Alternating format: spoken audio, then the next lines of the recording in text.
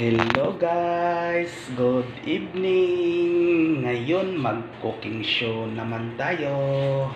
Holiday pa kasi. Yan. Cooking show muna tayo. Bumili po ako ng nukos. Yan. Pusit. Yan. Lumot na pusit. Ngayon, iginisa ko ito. Gisahin ko ito. Lutong probinsya pa rin tayo. Simple na recipe pero masarap. Yan, may isang yan, ready to cook na yan. Nilinis ko na yan. Tapos may mga materials ako dito. Simple lang materials ko, sibuyas, bawang, at saka sili na haba. Tapos may crude oil ako dito, suka, tapos asin, bitsin, tapos kape. Yan, gold na kape. Yan, yan lang ang pares ko. Gold na kape yung ikuan ko, itimpla. Yan lang po. Yan lang po ang ikuan ko ngayon. Ginisang nukos. Tara, let's go! Po, nag-iinit na po tayo ng mantika para mag-isa po tayo ng ating mga materyales. Yan. Simple-simple lang. Simplihan lang natin. Yan. Para masarap. Ayan. Nag-isa na tayo. Yan. Ganun lang. Ganun lang. Ganun lang kasimple. Simplihan lang natin. Yun. Sas. Sas, sas, sas. Ayan. Lagyan natin ng mga 100 pieces na coffee. Yan. 100 pieces lang. Para hindi siya masyadong marami. Yan. Yan. Tapos, mga 200 pieces din na asin lagay natin. Yan, yan, mga 200 lang para hindi masyadong maalat.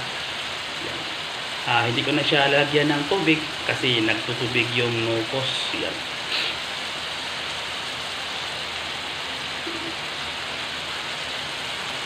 Lagay na po tayo ng bitsin kahit mga 50 pieces lang na bitsin.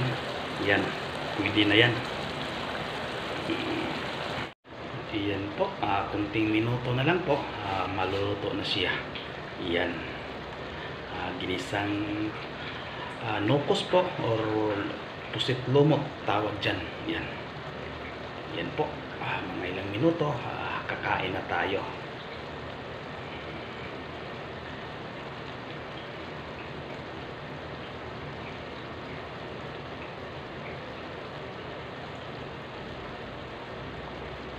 Yan po, after few minutes po, luto na po na siya. Yan na po ang finished product niya. Yan po ang ginisang lumot na pusit or nukos. Yan, yan po. Ready na yan, ready to labyog na yan. Pag alam na yung kasunod, kainan na. Yan, yan ang hapunan natin. Lumot na pusit. Yan. Lumiit siya pag naluto. Yan, no? Yan lang ang buhay OFW ba. Wala nang arte-arte pa, wala nang hahanapin pa. Diskarte mo na lang sa pagluluto. Importante masarap at malinis. Yun lang talaga. Yan, wala nang arte-arte.